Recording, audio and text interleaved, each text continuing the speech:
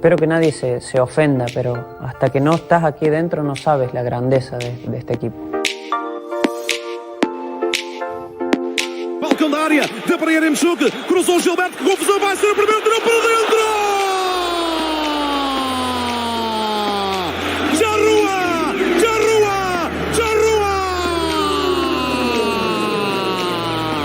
Marca Darwin, é Benfica, é Benfica, é Benfica!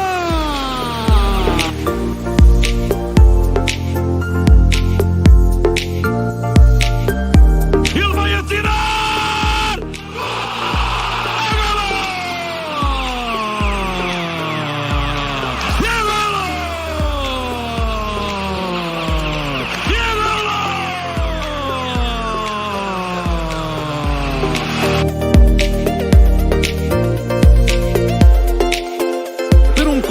Absolutamente fenomenal da parte de Otamendi, vai a Rafa isolado para o golo, a chapelada tirou para dentro! Voltava o golo do Ribatejano, é Benfica, é Benfica, é Benfica!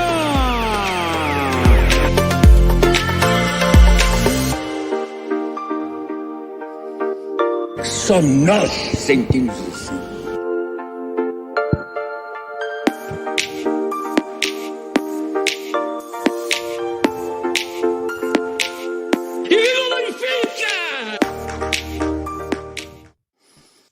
Good evening, good night, good morning, depending where you are and when you're watching or listening to us. Welcome to episode 83. Happy or horrible New Year. Today's results dictated the latter and not the former. Today I have Oscar is back. Kenny, gentlemen, how are we? Well, not doing so well. Oscar, let's put it that way. Yeah, it could have been a better day. I was hoping for a better day. It was not. We'll get into it.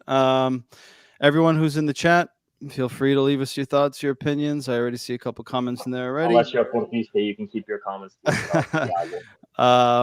Para a malta que esteja a ver em português, hoje é o nosso podcast em inglês, mas estão à vontade para deixar os vossos comentários no chat e, claro, iremos conversando sobre as vossas questões e as vossas opiniões.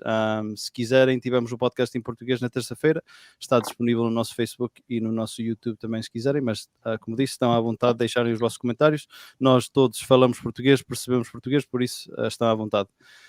Today we have the JJ situation, what happened earlier this week, talk about the successor, what happened, what led to it. I think it was a decision that we all expected was going to happen sooner or later.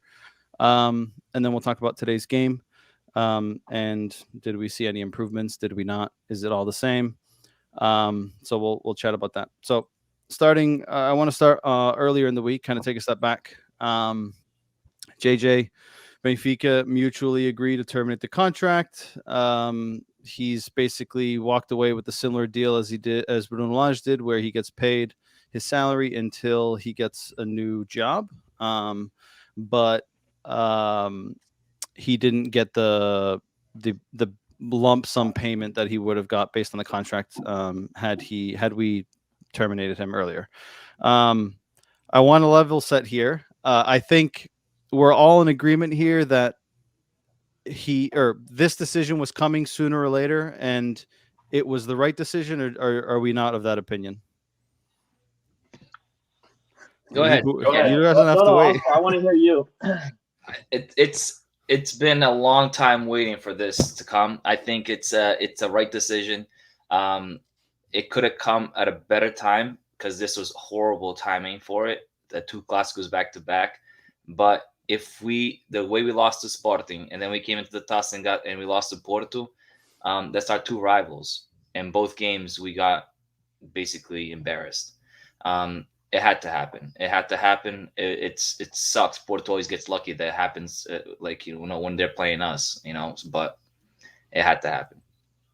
Kenny, you agree? I know you had mentioned it should have came earlier.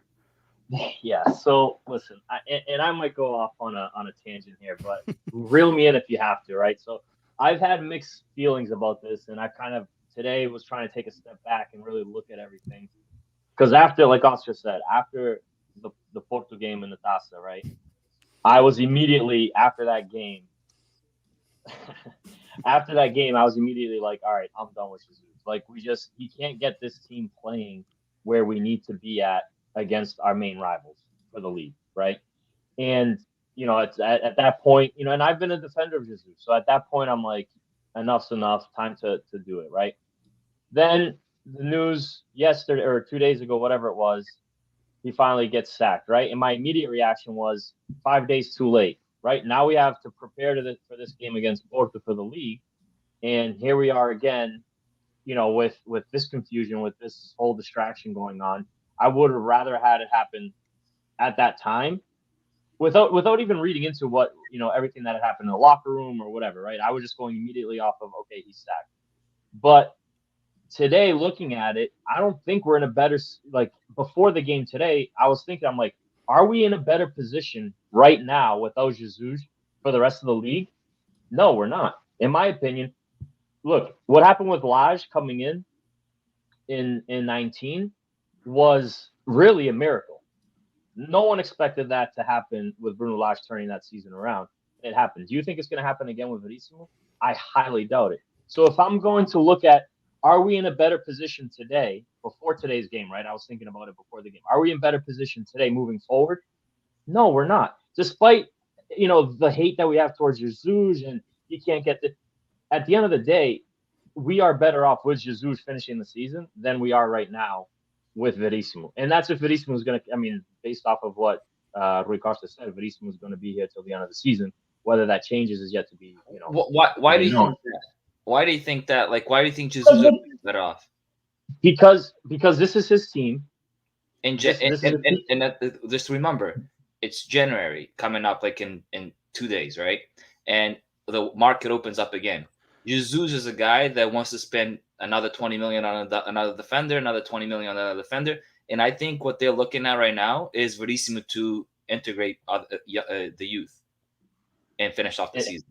So you think that we are just looking at today, right? You think we're in a better position today moving forward without Jesus than we are if I think we're in a rebuilding stage. I really do think the Benfica needs to rebuild, and they need.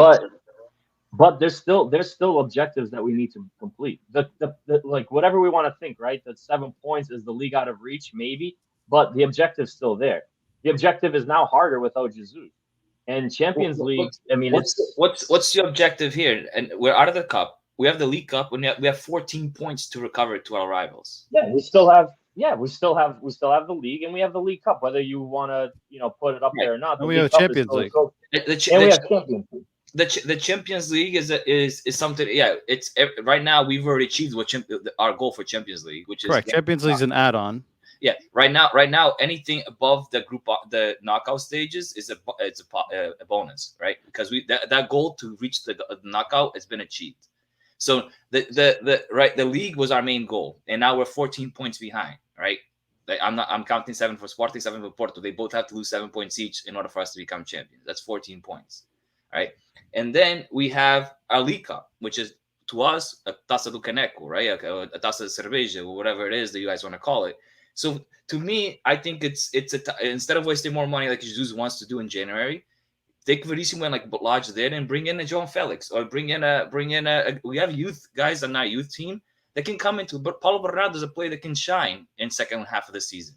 Like we need a Verissimo that played with the B team. It had him in the lead until like now. Still are in the lead. Yeah, come in and integrate those guys because he knows them. So to me, it has to be Verissimo is the best choice for now.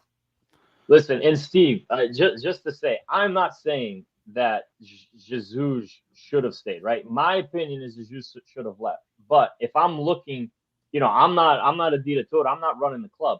But if I'm an outsider looking in, and you say you just let one of the best coaches in Portugal, let's face it, he won.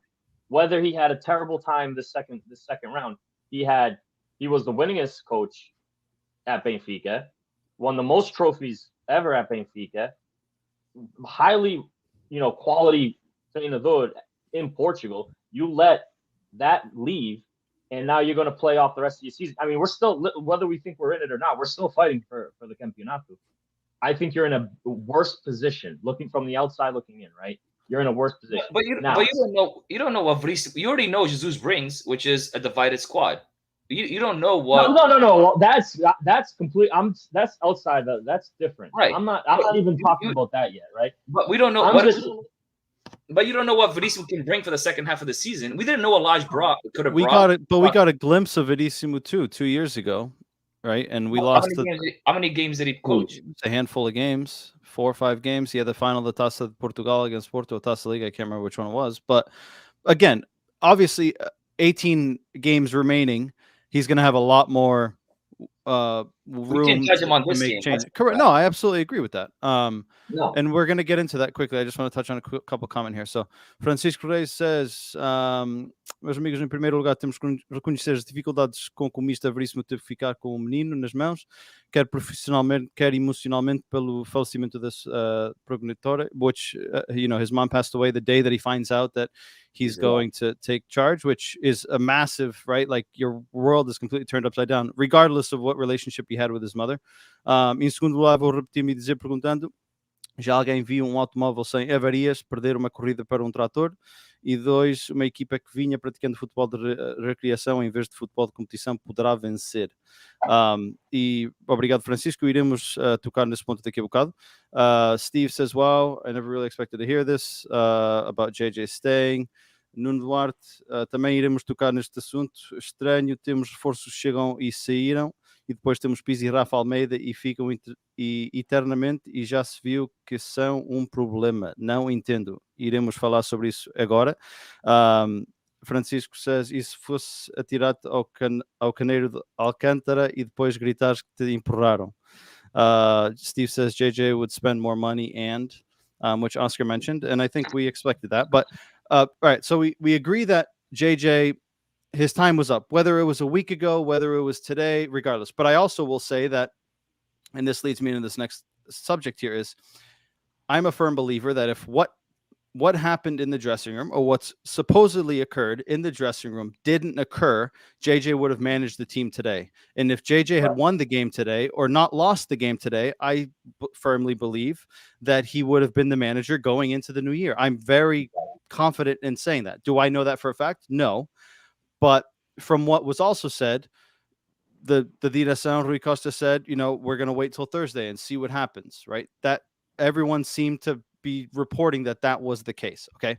So JJ's time was up. We agree with that. All right. And now I want to make sure that we separate things here because it's extremely important. I know, and I want to make sure that we put, however we feel about JJ, whatever that is, leave it at the door. Right. And now we're going to focus on another topic here, which is the rumor that came out.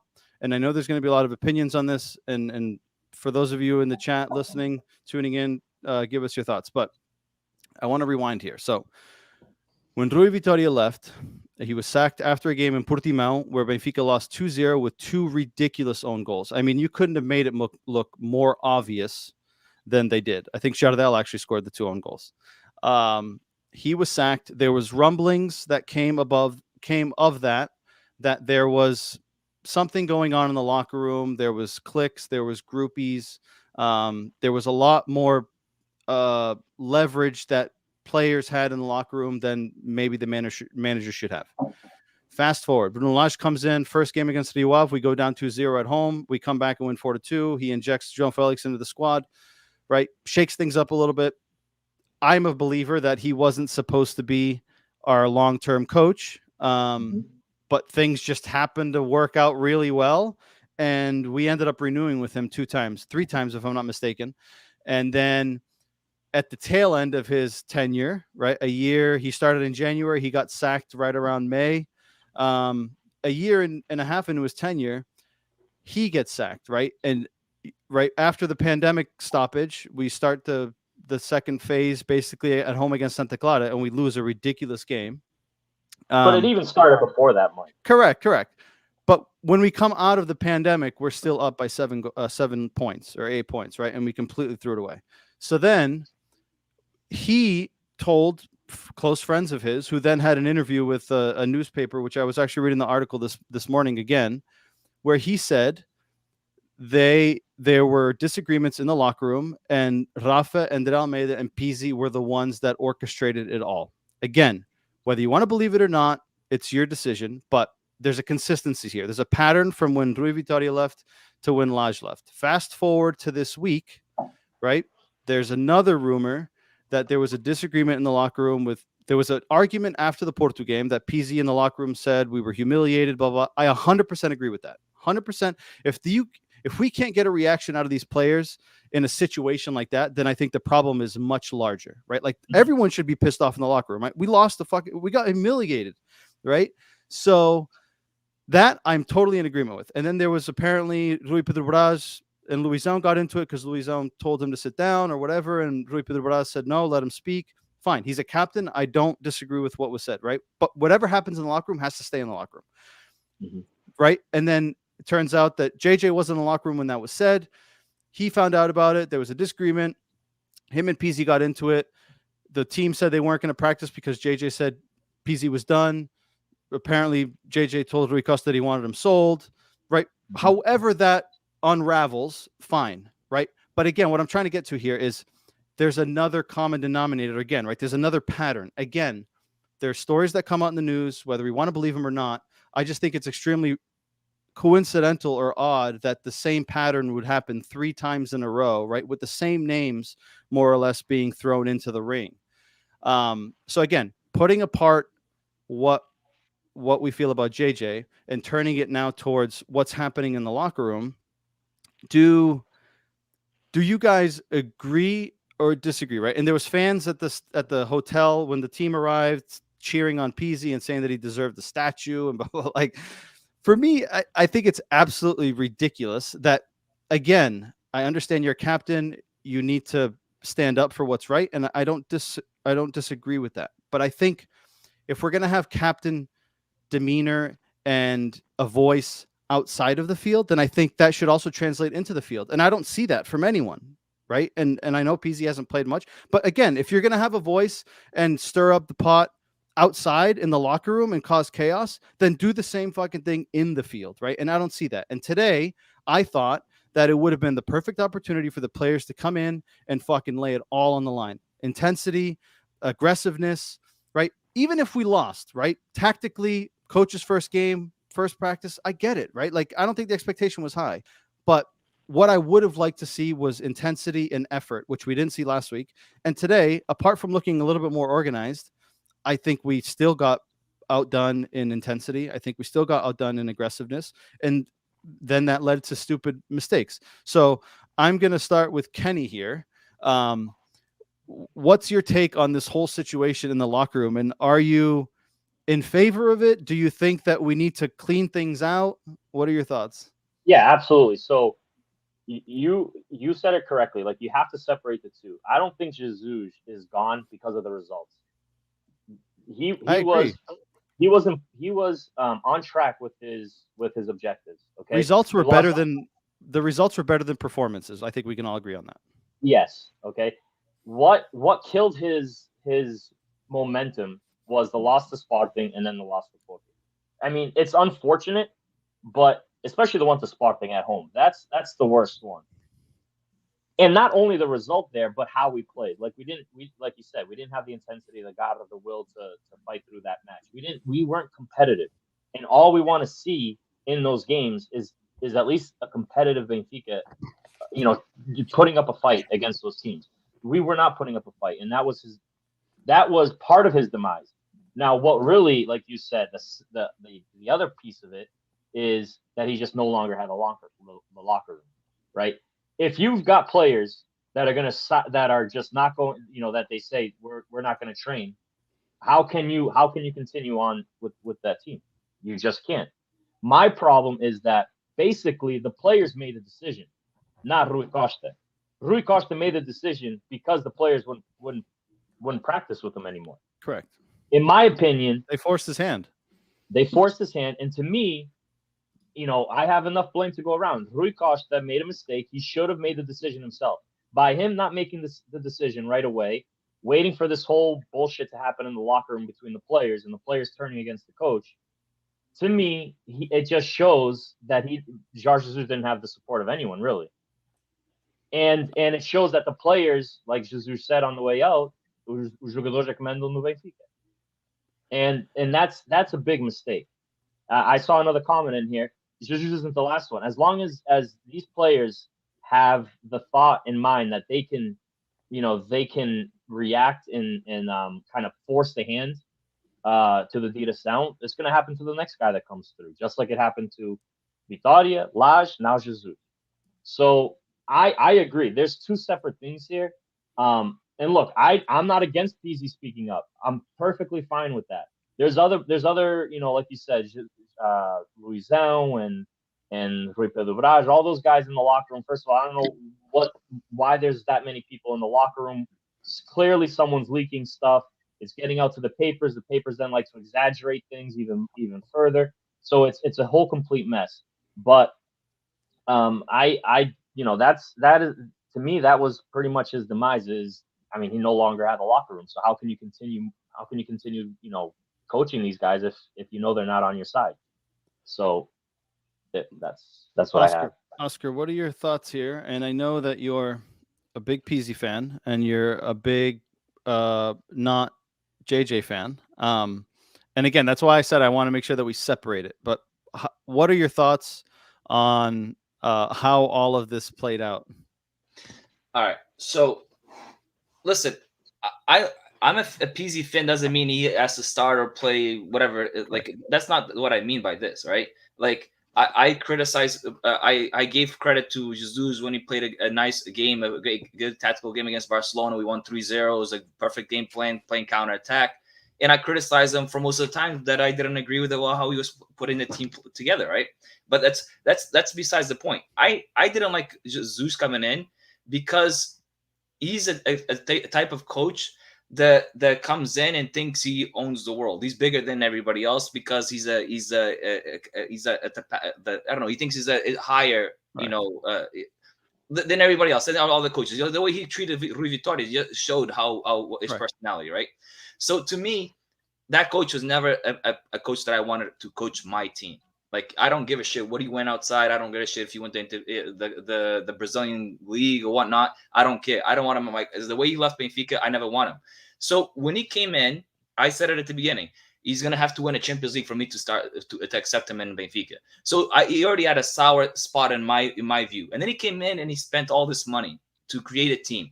We gave him the benefit of the doubt because he came in during COVID. Okay. During COVID, comes in, oh, guys, blame COVID. We got affected on January with the 20 players, blah, blah, blah. It's COVID next year. Fine. Let's give him benefit of the doubt. He creates a team. He has a half year to prepare this team. Starts off this season, 5-6 wins. Everybody's on his wagon. See, all he needs is a half a year to get this team started. Now look at him. I said, guys, it's too early. Last year, he had 5 wins to start the season, and then it went to shambles. The guy has a personality bigger than what he is, right? And people don't like it. He's treating humans, right? He's not treating kids. It's like they're adults in that locker room. And the way he talks to players, like he's in the Champions League to Gilberto, Verissimo, and so on, that you saw the reaction from those players towards him on the Champions League live TV. You could tell that he was losing the locker room, all right? He was losing the locker room. We have a big loss against Sporting. We have a big loss against Porto. And we needed somebody to step up. It could have been Otamendi, could have been whatever it is. Pizzi is one of the oldest players in the house, right? He's been there for the longest. It had to be him, and Almeida or an Otamendi, who's a strong character, to step up and say, what the fuck are we doing here? Like, we represent Benfica the way we want to represent Benfica, or we get the fuck out. I don't give. And he probably mentioned Jesus a bunch of times and saying he doesn't give a shit about what the coach, in this case, the coach is, because that's what Jesus basically said. He's like, repeat what you said in the locker room, and Pizzi did it, and that's what. And then he goes, oh yeah, then you're setting out, and the players agreed with Pizzi because that's what they needed to hear. That's what they needed to hear. So they said, no, it's not fair how you treating this guy. So we sided with him. These are adults. They're not little kids. Like, we're not middle school choosing sides. All right, these are adults. These are 30-something-year-old guys that can think for themselves. All right, Pizzi is not there saying, "Hey, I'm going to buy you some candy at the end of this practice if you side with me." No, it's like, I'm saying my piece, and you agree with me, come with me. If not, don't. Then whatever the fuck it is. Rui Costa had to agree with him because Rui Costa has been there since Pizzi supposedly planned out three coaches. I don't think Rui Costa wanted to get rid of Jesus. He just didn't have a choice. What I'm trying to say is, we supposedly the soap opera is Pizzi, Almeida, and Rafa got rid of the 3 coaches, and Grimaldo was in the mix too. Whatever. But Rui Costa has been there the whole 3 time. All 3 coaches. So if Rui Costa being the guy he is, a soccer guy that he is, that we all admire, right? That he's a honest, straight, transparent type of guy. He sees this happening, right? He sees what's happening inside the Benfica, inside the house. So if he doesn't do something about, Pizzi's a problem, let's get rid of Pizzi.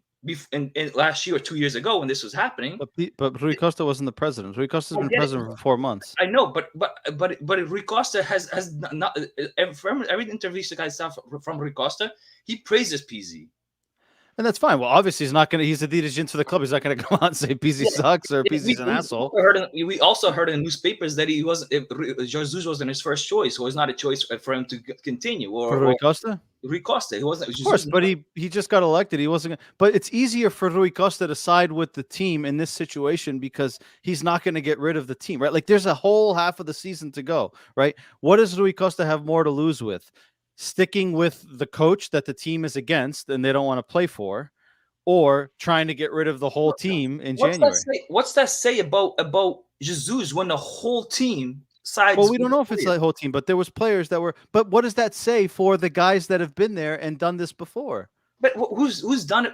The thing is, like CMTV, whatever the fuck it is, the newspaper that throws this out. They also said it today that the only players that didn't say goodbye to Jesus was the 3 of them. It's only to start soap operas. I get that, but what I'm saying is the news of the disagreement in past years wasn't CMTV only. It was in multiple news outlets. Yeah, but I don't know, like, if I can believe that those 3 players can basically get rid of a coach. I just don't believe it. I can't picture myself, bring myself to think that Pizzi goes, guys, let's score 2 own goals so the coach gets fired. No, I'm not saying that, but you don't think that these guys are in the locker room together and have conversations? They're friends outside. So you don't think that they say, hey, you know what, I'm sick of this, or I can't do this, and I'm going to speak up. And are you with me or with him? Dude, Mike, you have the right to do that as a player. I don't disagree with that.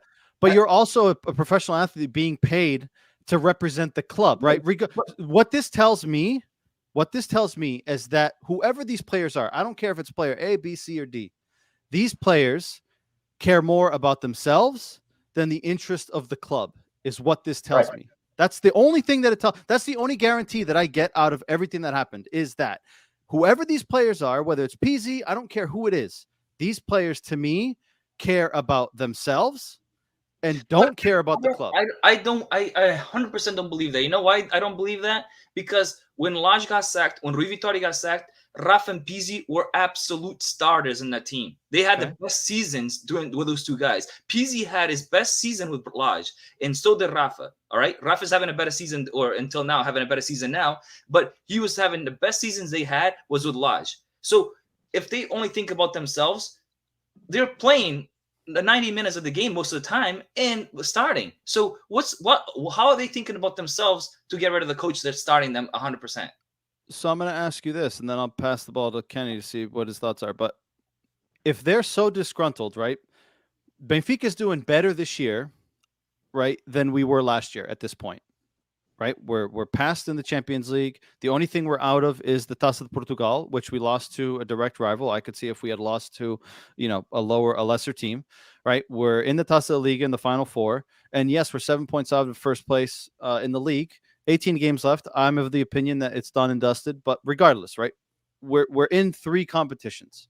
Now, last year, we didn't make it in the Champions League, right? Yes, we made it pretty far in the Europa League, but if they were so against all of this, why didn't they do this last year, right? Like, we're better off this year in this current moment than we were last year. So, why did it not happen then? Because he's losing the squad slowly but surely. He's losing every single week that he's been there, a month. He's losing the squad more and more. You see that happening with other coaches and other teams in other leagues. You see it happening. Like when a coach starts losing the squad, it's hard to recover. Like Mourinho does that every 2 years. All right, it takes 1 year. He's a superstar, and the second year it's always like he loses the squad. Are there players on those teams like making orchestrating something to get rid of Mourinho? No, it's just Mourinho's personality thinks he's above everybody, and he loses the squad, and that's what Jesus is falling in the same trap. Jesus I get that, but insane. the players, by losing the squad, the players drop in performance. Or just they don't feel motivated with him. That motivation is a key thing for players. It is. I get that, and I'm going to pass the ball to Kenny here, but I said it on the Portuguese podcast, and I'll say it again here, and I'll continue to say it. I don't care who you play, where you play, whether it's on the street, whether it's in your backyard, anyone that represents a club like Benfica, Porto, Sporting, or any club in general. But the big three, there's a huge responsibility that comes with it. And if that in itself can't motivate you, right? If you can't go out on the field and just put all that shit aside and say, listen, I fucking hate that guy, but I need to, there's a bigger goal here, right? I represent a bigger thing than this one guy. I don't represent this one guy. I represent this club. I represent these fans, right? I get paid to represent this club, right? And if you can't put that all aside, again, it goes back for me. I feel like some of these players, and maybe not all, but for them, it's me, then the club, and everything else. Kenny. Yeah, no, I agree. And I think, there's a sort of hierarchy, right? And the players kind of think that they're above that. I mean, the coach is the coach. There's something to say too, that Pizzi ended up saying something this game when Jorge Jesus wasn't in the balneario, right? Jesus was suspended. Pizzi stood up this game. Did he say anything after the Spartan game? I don't know. Nothing came up then. But exactly, I think Jesus felt a little. You don't have to say something every loss, but it's Oscar. But he could have taken the opportunity. Jesus isn't here. He could have taken the opportunity. Say something. He says something clearly that was against Jesus, and he felt disrespected. Look, listen. I don't know. I'm not taking one side or the other. I don't know why this year is any different than last year, considering that this year, like Mike said, is really going a little bit better than last year. It's not 100%, but it is going better than last year.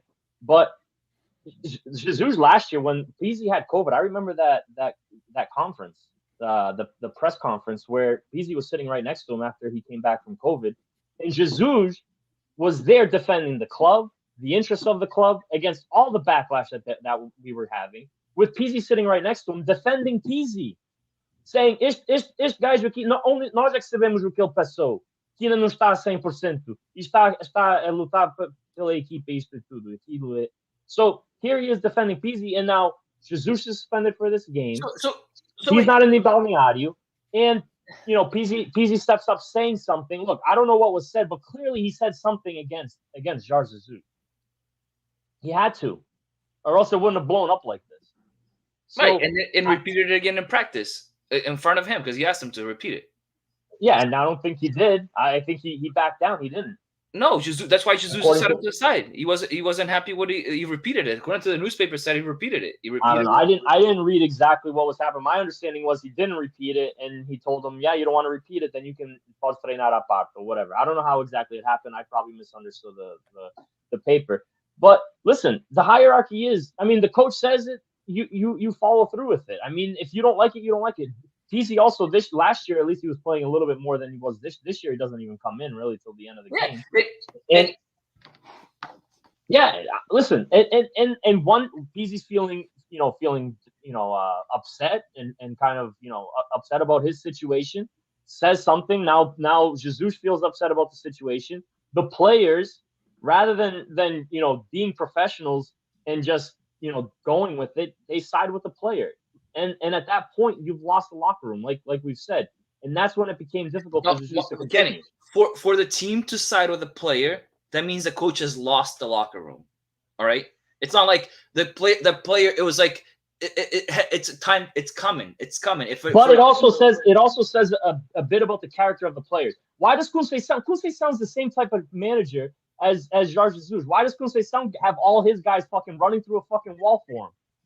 Because why don't our players run through a wall for him? We don't know what happens behind the scenes. You don't see players on this field telling Conceição to fuck off or to shut the fuck up. You don't. Do you see it on Porto's games? I've never seen it. I never seen. You know why? Exactly. Because if I saw, because they respect him. I know, but because he's earned their respect. I don't know what happens behind locker rooms with Jesus and the practice grounds. I don't know what happens there. But what I see in like say Conceição with his players, all of them are fighting for Conceição. You could tell the players in Benfica, and I'm not talking about Pizzi, I'm talking about Verissimo and Gilberto, players that he brought in. They told him off in a Champions League game. So he's lost the locker room. He's lost players that he's brought in. That's like, you blame whatever you want, but like on live TV, you see that. You see that. You can't take that back. Yeah, So, listen, I don't know if it was, I don't know the full story. I don't know if it's everybody, if it's a group of players, if it's the South Americans versus the Portuguese. I don't know. I've heard many stories about it, but it's a frustrating. I don't know. It's hard to kind of pinpoint how exactly the players just lost their respect for him. The thing is, like, every single time there's like they went through, like, let's now, because we played Porto, and I mentioned this on the chat a few days ago. Porto, 1 year, went through 3 coaches. What players? I never heard novellas about players making their bed. I never heard it. Like, they had bad results. The coach is gone. I mean, they get humiliated by the rivals. Fonseca lost to us a few times, and he was gone. He was only there 1 year. Yeah, but he lost to us that year. We beat Porto that year. So he was gone. Like it's not like because players made his bed. It's like you have bad results and you leave. In this case, Jesus is not a player, not a coach that likes to play with the youth. You know that he doesn't like it. He brought Paulo Bernardo in and all that, but he's not historically known for playing the youth. And he's a guy that goes and gets Vacabellas like for 20 million. That's what he does. That's how Jesus works. And I think this is a good decision right now at this time to break it, because January is coming, in my opinion. Yeah, listen, I don't think it was a bad decision, because there was a lot at stake, right? Like, again, you're better off removing one, right? Even if you remain with some problems in the locker room, it's easier to replace the manager in this current state than it is to replace multiple players, because it makes it more difficult. But for me, can you guys still hear me, by the way? Yeah. Yep. So, but for me, and I agree that Jesus had to go, but it's like you're throwing away the season. I mean, I don't think you're in a better situation today than you were with Jesus. So in a way, for me, I think we're just waving the white flag halfway through the season, and it sucks because we want to sit here and hope for the best. And now listen, Verissimo can completely do what Lage did. Could he? Absolutely. We've seen it happen. But is it likely? No, it's not. It's very unlikely. Just I've been reading comments, and I 100%, like, I agree with you, Ken. I think Jesus, but Jesus, not only they lost the players, but I think the players also lost him when he started meeting with Flamengo coaches. So that's I was just going to touch on that. So and that's like another. So the players, they're like, why is this guy? He's halfway out the door, and he's over here trying to fucking give us lições. Like, he doesn't care about this team. He's having coffee with the Flamengo president who's looking to get him to go back to Brazil. Like, but I'm going to ask you guys this, right? So rumor is João Deus said in the press conference before the game against Porto for the Taça de Portugal that they met, but Flamengo actually said themselves there was no formal offer. Flamengo said they didn't make an offer for him. And from what JJ said in a message to a reporter from Global Sport that night was that in the current situation, he had no plans to return to Brazil, right? My question to you guys is that I've seen a lot of comments about he's meeting with Flamengo, blah, blah, blah, and Rui Costa authorized that meeting. But my question to you guys is, how does Benfica stop that? From my perspective, I'm much happier knowing that Rui Costa knew and Rui Costa was okay with it than if he went behind his back and did it, right? But how does Benfica, unless they lock him in a cage, stop him from meeting with these people? Again, I get they represent Flamengo, but they also may be friends of his, right? We can't control that. We can't say you can't go have coffee with someone. You can't, like, look at this. You also can't control a player from going out partying the night before a game, but you have rules. If he does it, he gets fined. And if you tell the coach you can't meet with a president's coming to look for you to take you back and take you from us, then you don't. And if he does it, then he gets fined or fired for reason. But you're going to fire him for what? For having a conversation with people that he built relationships with? For me, unless there's a confirmation that there was a conversation related to a contract and him to leave, I don't understand. I can't pinpoint what he did wrong here, right? I'm happy that the club knew. I'm fine with the fact that the club was okay with it because, again, you can't stop them meeting. Like, you can't, right? Like, I get that it's almost like the ex-girlfriend, right, that you're going to have a drink with, that everyone knows that she still likes you, right? Like, I get it, but how do you stop that as the club? Like, I don't understand how you can stop. And not to mention, we did the same thing. We went to Brazil on a private jet to go get him, right? So it's almost like karma. Yeah, it is. But at this point, Rui Costa has to make a decision. Like he knows that the Flamengo's here to get him, right? He knows. Flamengo, it's all over the news in Brazil. Flamengo's here to get him. And if he sees the Jesus just showing interest, then Rui Costa has to cut the ties with him. And I think that ties into what Thiago Afonso says here. JJ was never Rui Costa's coach. And 100%. I think that ended up being another reason for him to get rid of him. It almost just snowballed into the point where it's like, I know he's not my coach. Let's try to get to the end of the season and give me time to, make sure that I can find someone that's adequate. But again, with all of that, knowing that he wasn't going to have a future at the club, he was basically backed against the wall, right? Like, okay, now I need to cut the cord. Like, I didn't want to cut the cord, but now I really need to cut the cord. Yeah. And just to touch on some comments here that I flagged, just quickly, estranho temos reforços chegam e saem. So we already talked about that. Steve says, why Paulo Bernardo had no minutes today? We'll talk about that shortly when we talk about the game. E só não vai acontecer ao Veríssimo porque está a prazo e sabem que vem novo treinador no fim do ano. Right? Do you guys think that Rui Costa said that he's going to be the coach till the end of the year? I believe that that's not necessarily the case. I think that's just more a vote of confidence to say you're not here for a couple of games, more so, hey, we believe in you. But for me, I think it's based on results, right? If say he gets another bad result next game, right? Like, I can't imagine that Benfica is going to ride that out, especially since it's too long of a season. It's still too much of a season. Like, it's not the end. We got a halfway to go in Champions League and everything.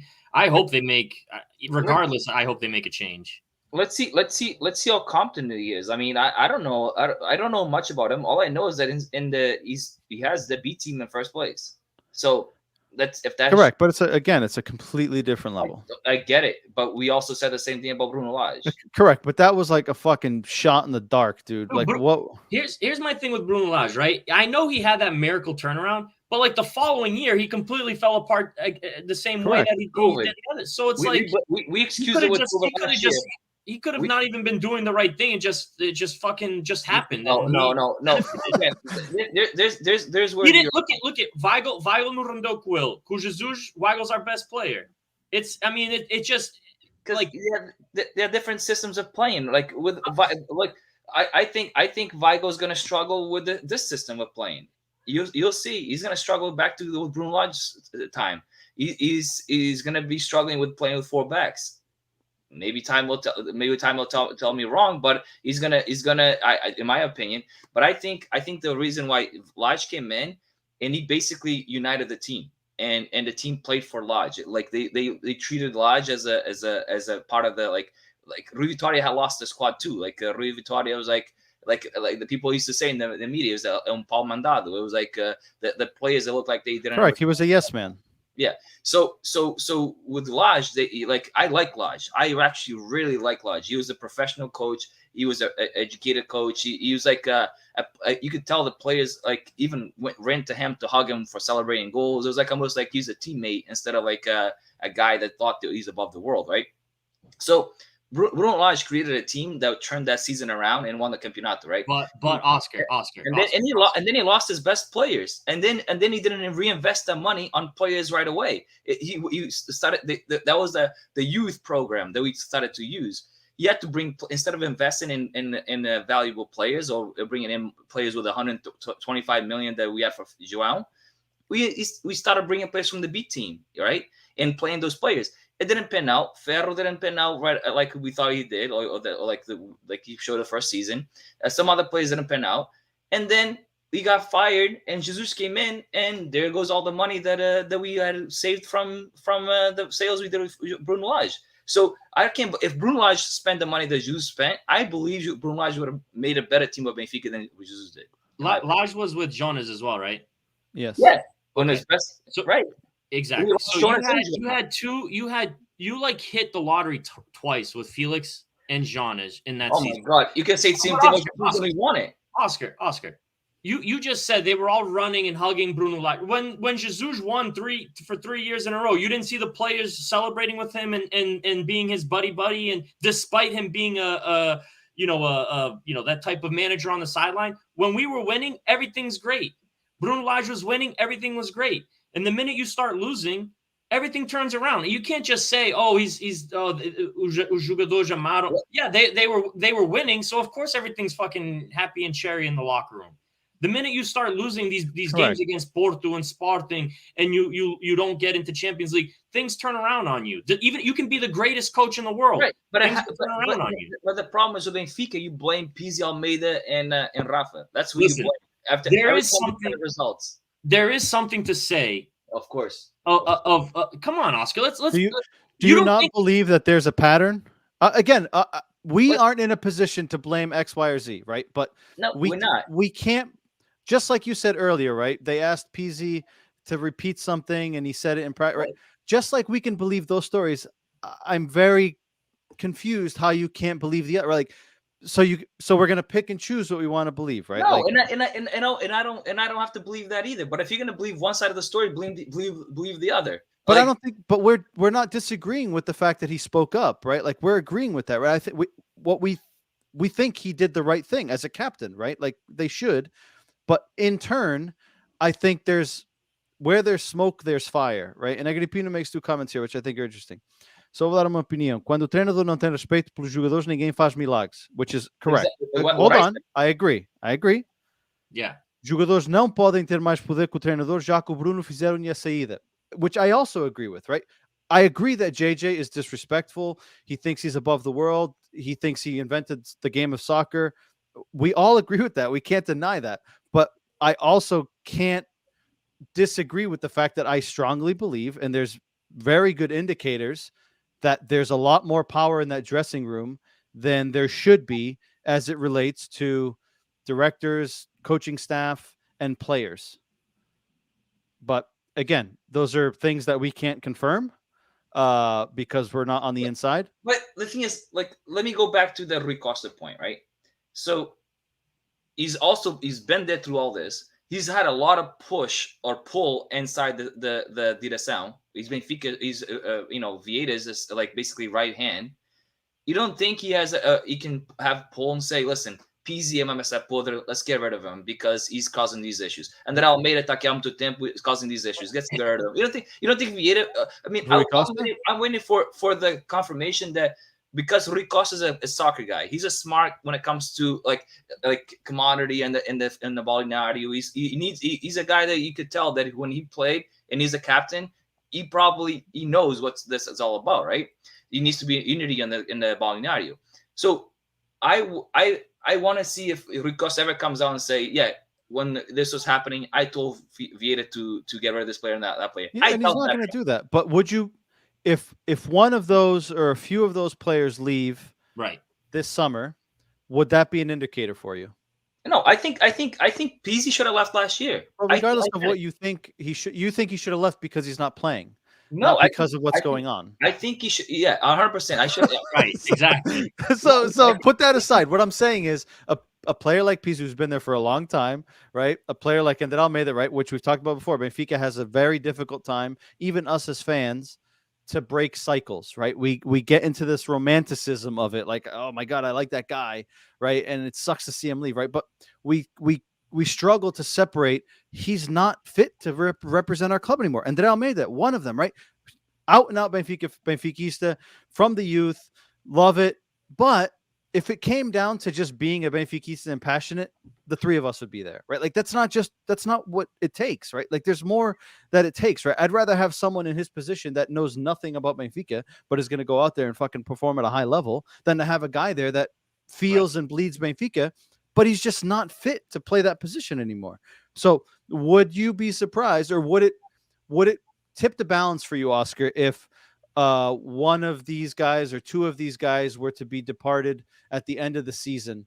My balanced And opinion, they started a clean house. Yeah. to believe that they're the problem. Or are you firmly in disagreement that it's not the case and No, whatever? if a coach comes in and owns the locker room, basically like I coach like Sergio Conceição or somebody that comes in and owns the locker room, I don't see those problems happening. And I don't see those problems happening because that coach will put those players that are creating these issues in their right space, right, in their right spot. Like I don't see, I see it like I'm not a believer that like these three players are like basically all these players are coming in like Veríssimos and Gilbertos and Otamendi's. Hey guys, let's have dinner at my house so we can plan out to get rid of this I don't coach. think they're planning it, but I think you're being naive to the How they get rid of it? I think you're being very naive to the point that these guys have relationships outside of the team, which is fine and should happen. And for especially the new guys, right? Like, am I going to go against the captains or am I going to ride the wave, right? Like, am I going to play Switzerland and be on the fence, or I'm new to the team, right? And I see kind of the majority and the older guys are going with this. Am I going to be like, fuck you guys, I'm not going to go, right? Like, I think it's also a tough position for you to think. The majority of the players are new. But what I'm saying is the older guys, Rafa and Almeida, Grimaldo. Okay, that's three guys. If the newer guys came in, the Jesus Seferovic was one of them that they said was one of the leaders of the. If the new guys came in on Jesus' request came in and were united on listen, we're here with Jesus, right? I don't think Rui Costa would have a choice but to get rid of the Almeida's PZs and just listen. You guys are the problem. But the whole team, from what I hear, and I don't believe, I believe what you want. The whole team sided with the players, like that they just became together because this coach was obviously a problem. And I don't disagree with that. And he said in his press conference, I become a problem, more of a solution. And again, I think we all agree with that. I want to move on from this. Given everything that's happened, Nelson Veríssimo comes in. Whether it's short or long term, we don't know. Oscar, who would be your ideal replacement? For right now, for Veríssimo? No. He's obviously going to be. Who would be the next coach, whether it's in 2 months or whether it's at the end of the season? If we do this properly, and actually, I hope we don't rush into a decision. Who's your preferred decision here? I would have to give some thought. Like I know Gripino said Leonardo Jardim. I actually liked Leonardo Jardim as well. I liked him in when he coached in Monaco, and I liked him when he coached in Olympiacos. I could see him, but people have thrown out the name of Lucien Favre. I think I need a Portuguese coach. People have thrown out the Pipa name. Yeah, go ahead, Kenny. I don't know either, but I've heard the Pippin name, and I know he had a good season last year. I don't know how they're doing this year, but I was kind of a fan of him, just even in listening to him in interviews and stuff like that. I think he played good against us as well. I actually, Steve, you mentioned Marco Silva. That was one of my guys that I wanted a few years ago. I remember when it was Jesus, before Jesus coming in. He reminds me of a Bruno Lage type of coach. And it would be a good choice as well. But I don't know this, but I would be very surprised if Marco Silva left England again to come back to Portugal. He's doing well with Fulham. If they get promoted, I think he gets another bump in financials. And given what Benfica just did with JJ paying $6 million or $8 million for the salary, I'd be very surprised if Benfica made that mistake again to throw out so much cash at a coach. But just going through the comments here, people said Marco Silva. Jay said Marco Silva is bringing Fulham back to the Prem. I agree. Antonio Pacheco, I'm assuming he meant to say Marco Silva, but autocorrected. Jay said Josh Costa is available. No, you can keep him. People in the comments said Petit, which I don't think is going to happen. I would love Ruben Amorim, but it's not going to happen. Not going to happen. People have mentioned, I've seen Carlos Carvalhal. I've seen Paulo Fonseca. I've seen people talk about Luis Castro. I've seen people talk about Abel. Any of those? No, guys? Paulo Fonseca to me is a soft coach. I can't picture him at Benfica. I think Sergio Conceição will probably eat him alive if he played him. So I can't have Paulo Fonseca there. Pino makes an example here. Só para te dar exemplo, no Porto, tens o caso do Quaresma, where they shipped him off, right? Rumors that he was a problem child in the locker room, yanked the plug and shipped him off. I think at that point, and then they got him back. He went to Besiktas, right? Yeah, and then he got him back. Yeah. Yeah. So they got him back after, though. But it was a new coach. Yeah. So let's see if a couple of comments here. What about Carvalhal? I saw him. Yeah, I don't know. I was a fan of Carvalhal. I like his presentation and how he speaks. But I don't know. I mean, they smashed Aroca today, but I don't know. I'm on the fence with him. I don't know if he's cut out for a big team like a Benfica, Porto, Sporting right now in his career. I could be wrong, right? We won't know until it happens. But again, we didn't think Bruno Lage was, and now he's at Wolves, right? What about all these rumors that you guys hearing from like Rui Costa's connections in Italy? I've seen the Pirlo comments. I've also seen that it was not true. But I think that's one of the things that I think we're going to see really how much pull he has, right? Rui Costa is a guy that has a lot of connections. He played in some of the top teams, right? He played with some of the best players in the world. So he's got a lot of connections, right? An example of that was when Yaremchuk came, right? He called Shevchenko, the coach of Ukraine, right? Had a conversation with him. I think this is going to tell us how much pull he has in the world of football, right? Like, is he able to make these phone calls and pull in a name that maybe we wouldn't have expected, right? Pirlo, right?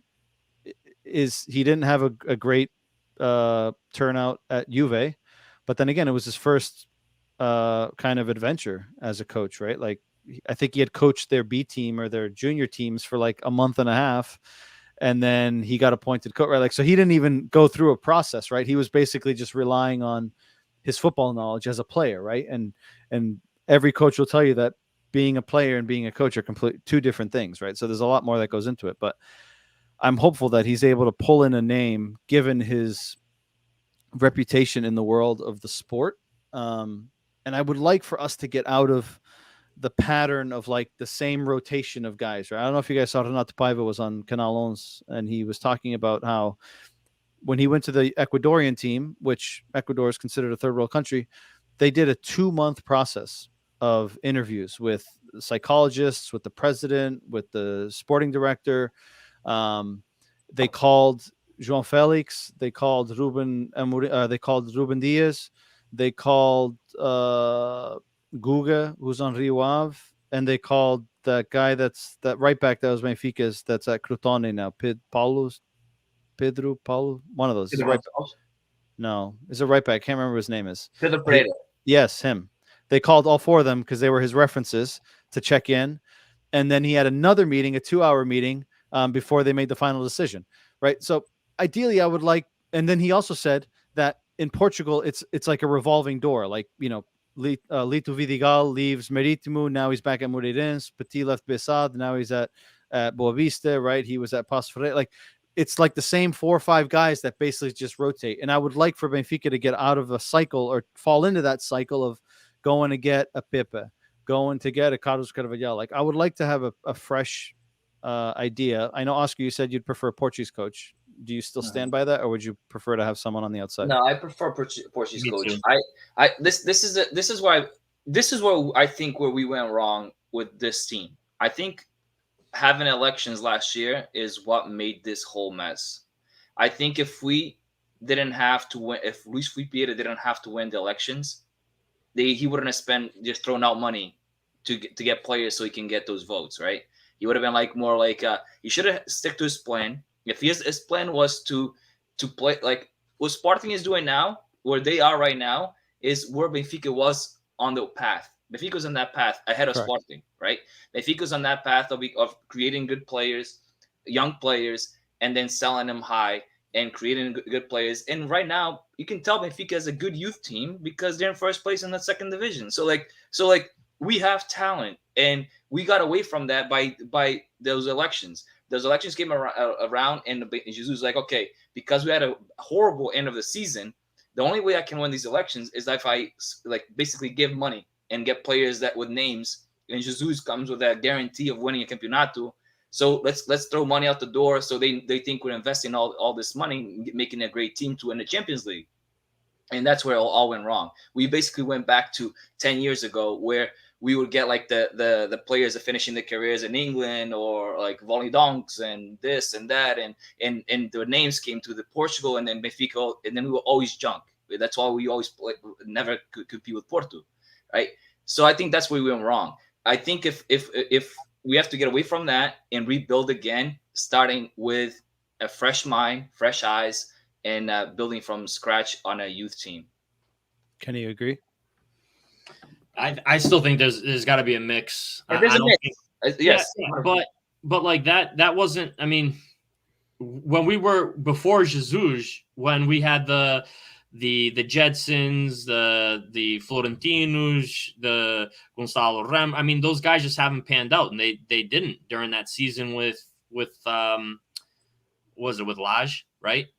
Before Jesus came in. So I don't think it's got to be full-blown youth. Like, you're still going to have to spend. You're still going to have to get quality players. I mean, I still prefer a Portuguese coach. I think I know that you just said getting out of the habit of just going through that cycle with, recycling, coaches from Braga and, Guimarães or whatever. But I still think your best chance of getting a coach that's familiar with the league, familiar with the rivalries, I think that goes a long way than getting estrangeiro. Yeah, but I'm reading Jay's comment. Yeah, but just look at Porto's squad, right? Most of the squads that are playing today it's youth team with a few mix of like a fit in there, and a filler here, filler there. And most of the players that Porto has playing on the starting 11 today are players. The two wide backs are from the league. Are from Marítimo. Right, I agree with that. All right, I agree with that. And then the back line, we have Cardoso, we got from Santa Clara, and who's the other center back? Mbemba. I don't even know where that guy came from. But then in the middle, we have Vitinha and Fabio Vieira, two youth players, right? And Octavio, who's now the basically captain. the captain and the who holds the team together, right? And then up top, you have young guys too. Taremi just came out of nowhere. Fine, that's a filler. That's a guy that you need to score goals because he doesn't have a youth team. So put Taremi. But that's what I needed from Benfica. And let's guess how much money they spent. No, I agree with you. We need to recruit better from within the league. Sporting and Porto have done it. For some reason, the players that we do get within the league, they don't pan out. And we need to do a better job than going out and getting, players from the estrangeiro. Get players from the league because there's quality in the league. You just got to find the right players to fit the squad. I would like to see them. I know Cardoso is 27, but I'm not saying that anything about the age. I'm talking about you fill these players with guys from a lower team in the league. Like, you don't have to go spend 20 millions in Brazil to get a Morato, and you have a Cardoso in Santa Clara that costs you, 2 million. I get that.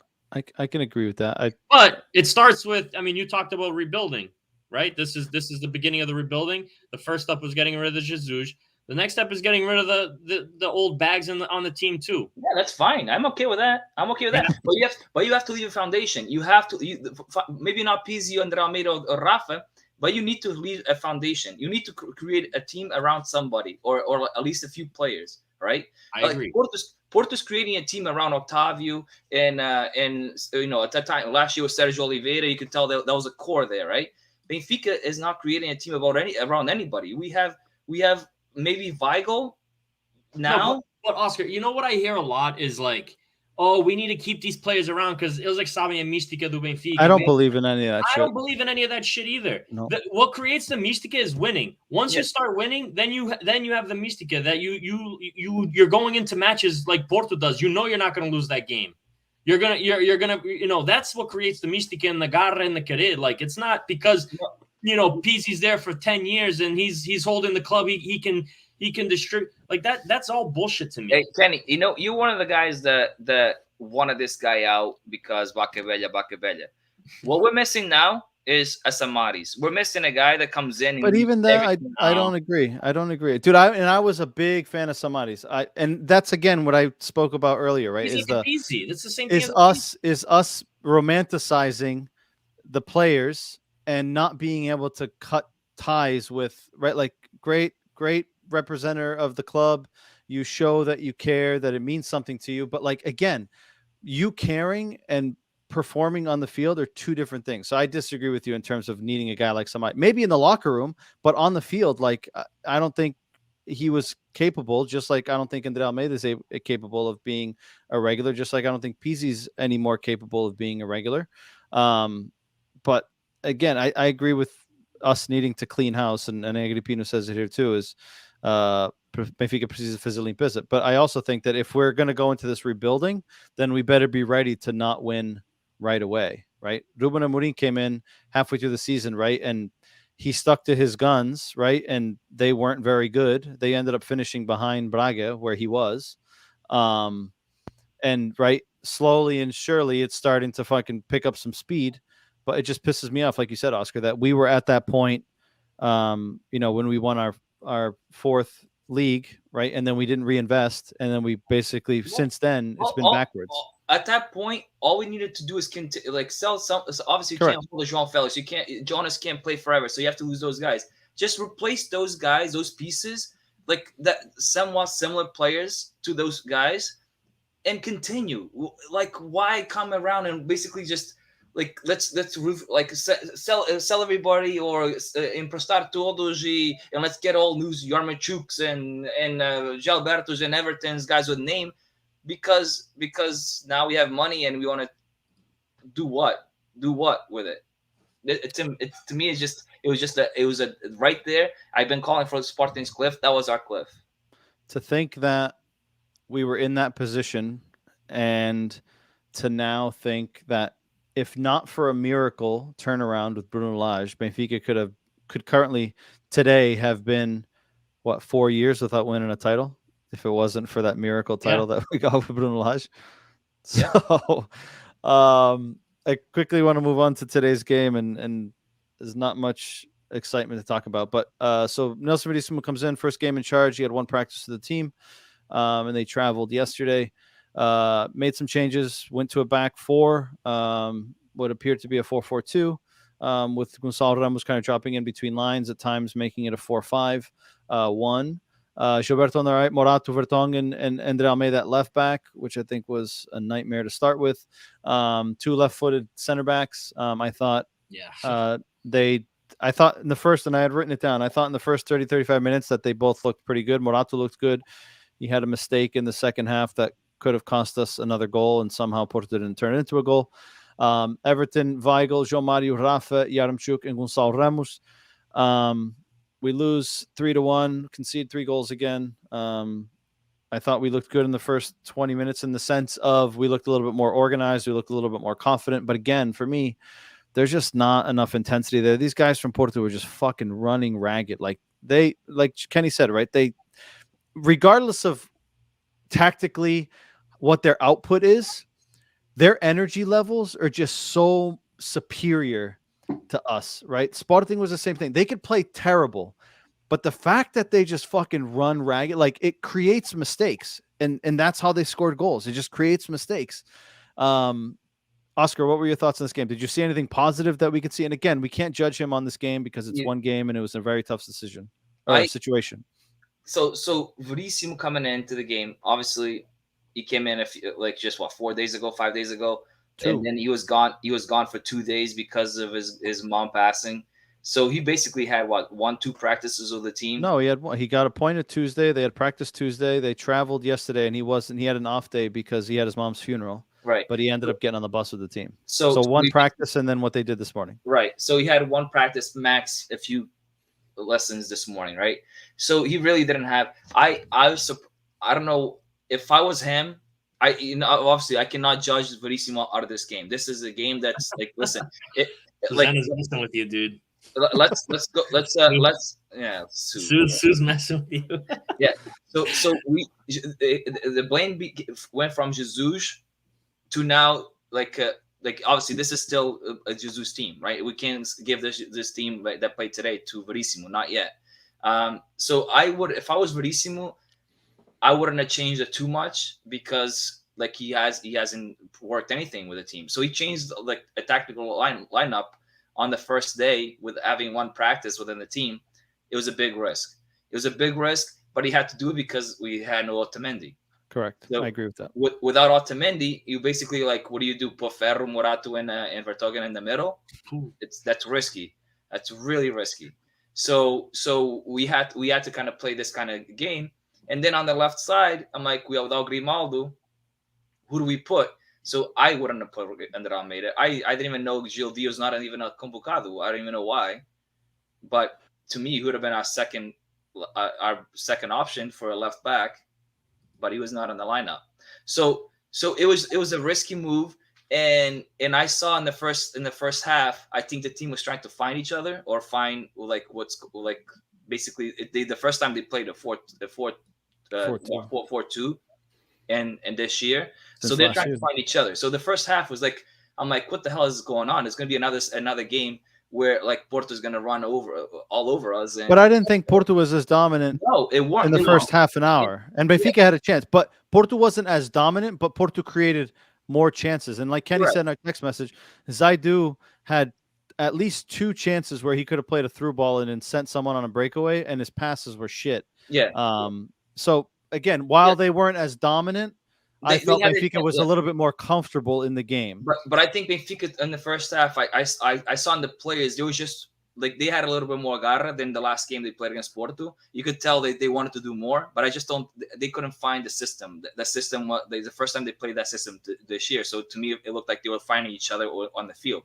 And then the second half comes, and we're down 2-0, and we could tell whatever happened in the second half at the locker room worked because like they came in with a total different mentality, and it looked like they had the game. We could come back to this game. We scored right away, and then we got the red card. Stupid, and Andre made a red card. I don't know how the hell this guy does what he does. There was a bad trap, and then he just goes and tackles a guy feet up. It's like stupid. That's like for a captain and that one of the oldest guys on the team.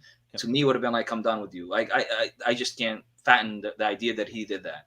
So, but even with 10 guys, we were dominating, it was like we were playing better with 10 guys. Looked like we found the team found each other, and they were playing so well, creating chances after chances.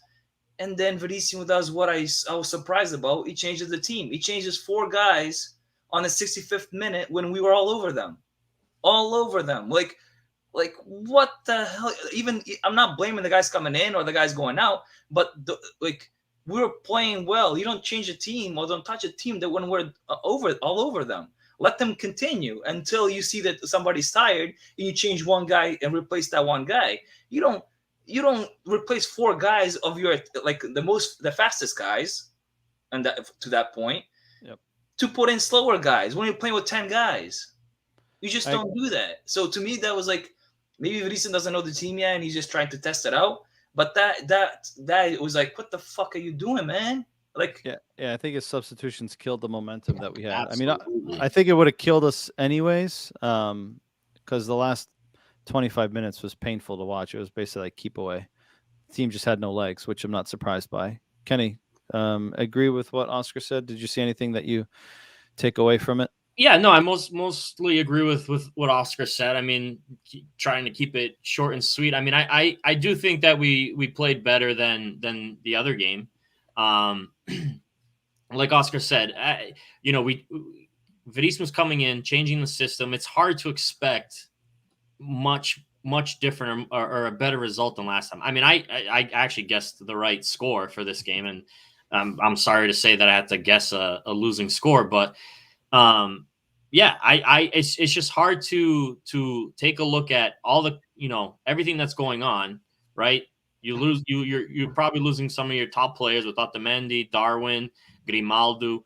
You have a new coach with a new system 2 days before the match, all this going on with all the pressure, all the noise, and you're going to the Dragão again for the league to try to, turn the result. I wasn't expecting much different. I do think they played a little bit better.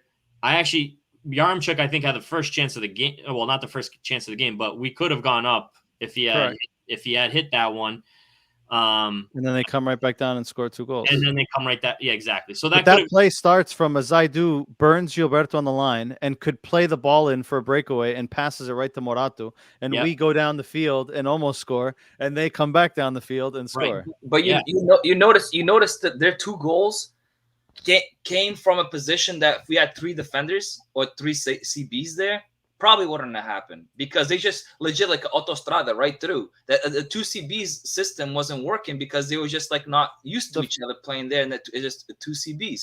That second one was terrible. Like, complete lack of awareness. Of course. And Gilberto's used to playing wing, like wing back, right, way up ahead, and 3 CBs that can control that box, and the 2 goals happened because autostradas in the box. Yeah. Go ahead, Kenny. Yeah, no, and I'm just, if Yaremchuk hits that, maybe it's a different game. Who's to say? But like you said, they come right back down the field. They score 1, and then it's like you can just see the players are they're out of it. The midfield starts kind of walking around, and then in the second half, like Oscar said, I think it was around the 60th minute we were on top of them, and 5 minutes later, he takes. I mean, we're down a player. We're playing with 10 men. We're actually doing well in the 60th minute. We're creating chances. And then you take out Rafa and Gonzalo. I mean, Gonzalo, he didn't do much. Gonzalo Ramos, he didn't do much, but at least he has pace, right? And that's what you kind of need when you're down. Right. When you're down a man, you need the pace in open space to create the counterattack. And 5 minutes after you're controlling the game, you take out your 2 fastest players. You don't create another one again. You don't create another. Exactly. So you lose the momentum there. You don't. I mean, you pretty much at that point. There's nothing else you can do. I mean, Seth is just kind of what can you expect from Seth up there? He's a guy that's going to hold the ball. There's nowhere to hold the ball. He's by himself. He can't do anything. So yeah, I think you killed the game at that point. That is worrisome. I mean, as a manager, you have to be able to see that and not make those changes. Like you have to. I mean, if you don't. If we are sitting here and you think we think that's like the obvious, the most obvious thing going on the field, and he goes and makes that change, what do you think's going through his mind? Like it just doesn't make any sense. So I guess say João Mario needs a replacement, so put in Tarap. I get one guy, but we need us 4 guys at one time. Like all 4 guys went in, and those 4 guys in the top came out. So that basically right there killed the momentum. Like you said, killed the momentum. The game was over at that point. And then they get the score right away.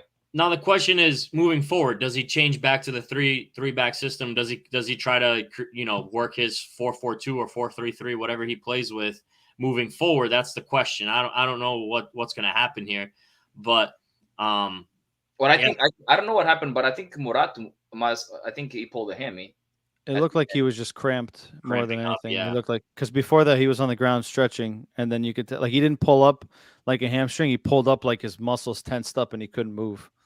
Yeah, but hopefully it's not a hammy. I mean, there was some. I mean, Gilberto was busting his ass. I mean, that guy was exhausted to the end. I know he's not. That third goal is his fault. Yeah, he comes out guns blazing and just runs in a straight line, and the fucking defender, the guy just goes right by it. Like, but listen, if we want to say, hey, we want more players playing with Garra, at least he was. I get that. I don't disagree. I like that he fucking stuck it to Otavio, that piece of shit. No, I don't disagree with you. And Fernando says here, Porto showed competence. We had a chance to make it 0-1 with Yaremchuk. 2 minutes later, they score.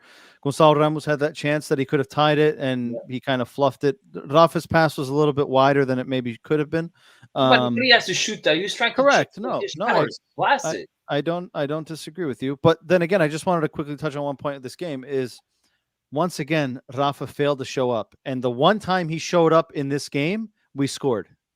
Like, that's the only time he showed up, is the pass that he had to Yaremchuk. Apart from that, he didn't do anything. And against Sporting was the same thing.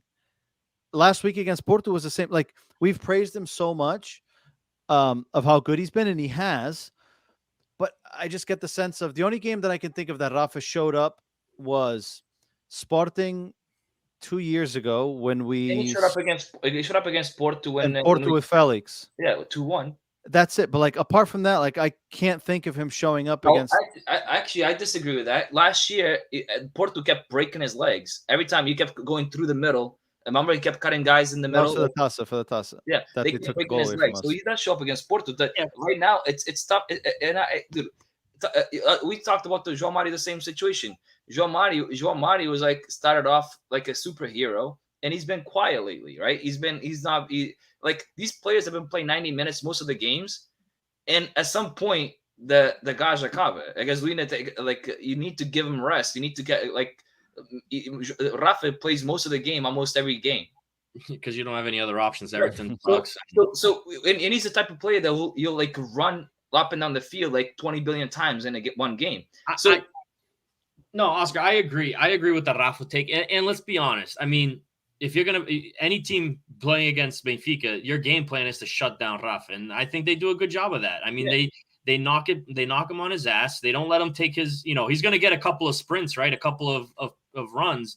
But for the most part, the minute he touches the ball, he's going to get knocked, and they do a good. I mean, if teams can isolate him and keep him out of pushing play, then we are in trouble because he is the only player that can create. I mean, outside of Darwin can also, in space create something. But yeah, you isolate Rafa and you pretty much can kill us easily. Yeah, I mean, last game we did a good job isolating Luis Diaz, right? But everybody else stepped up. Someone has to step up. You need to be able to use that as an advantage as well, right? Like he's occupying these guys, right? So someone else needs to take the initiative. And that's the problem with us, and that's our problem. And I think when you have a team like Porto playing you at home, they're gonna Sergio Conceição is gonna read your strongest points and be like, okay, that's the point we have to kind of take away, right? And they do a good job at it. And you're not playing a Moreirense or a team that can listen. Let's fend for ourselves. Everybody here is better than us. You have a player, probably one or two players on their team that's better than us. Let's isolate them, and then let the other ones beat us. Osvaldo says, abraço para ti, Osvaldo, from Angola. He's watching us. Estou a gostar de vos acompanhar from Angola. Abraço. He says, penso que estas alterações tiveram hoje a sua última oportunidade e assim o treinador tem legitimidade para agora trabalhar com quem lhe oferece melhores garantias. Do you think some of the changes here were in the mindset, right? Some of them were forced, but do you think some of the alterations were also kind of an opportunity for him to get a sense of, right, who's going to fit this system, right? Can I count on this guy? Can I count on that guy? I think, the thing is, we don't have, with Darwin Hout, he's not going to put Seth and Yaremchuk right from the beginning, right? That's just like isolating two ducks up top. Like you can't do that. So we need to have a striker. Could have been Seth or Yaremchuk with a mobile other striker like that can run around. So either been Darwin or Gonzalo Ramos. I think most of the changes that he did to Jesus' system were forced, right? Yeah. I don't think he used today's game to test out players for the future. I don't think so. I think if it's a game that we're winning, 2-0, I think you'll see more changes and you'll see more testing coming up. But I don't think he used this game for the testing. That's my honest opinion. And I also think getting the red card, I think he probably wanted to play some of the younger kids in the second half, and he didn't get that opportunity because of the red card. But Oscar, do you think he's gonna continue with the 4-back or the 3-back? I think he goes with a 4-back. I agree. I think he plays with a 4-back in the B team, so that's something that he likes to. But I'll tell you one thing: I don't think we'll succeed, and I think Weigl will lose a lot of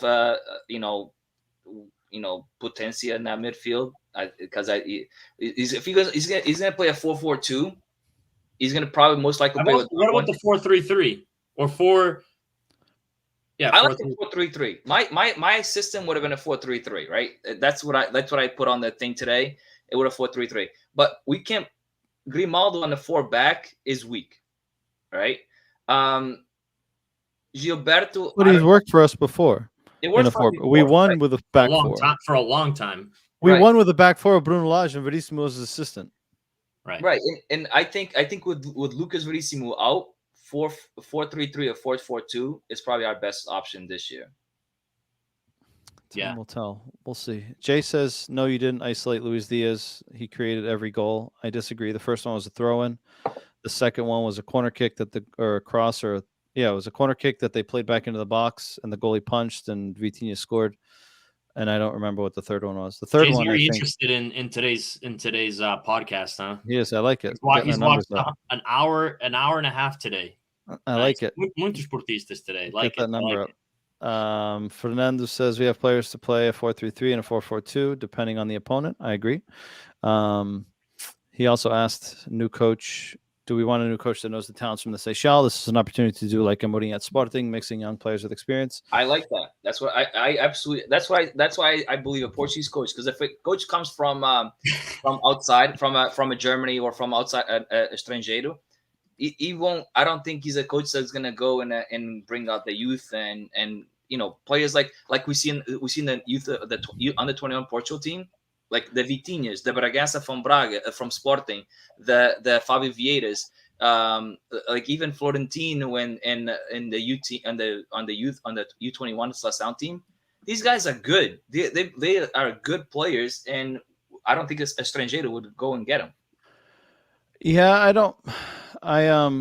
Like, what would you guys think? And quickly before we wrap it up, is right. Say we ride it out to the end with Veríssimo. If you have time between now and then to line someone up, present them the plan, right? Here's what we're currently working with. Here are who we think are the players in the B team that we think should be part of the A team for next season. Here's who we plan potentially to move on, etc. Do you think that would give someone who doesn't necessarily have to know the Seychelles inside and out, doesn't have to know the youth team, but has time to put things together, right? Here's our plan. Here's our project, right? Similar to like Erik ten Hag. Not saying that we're going to go get an Erik ten Hag, because I think he's going, I forgot where he's going, because apparently Gallardo's going to Ajax at the end of the season.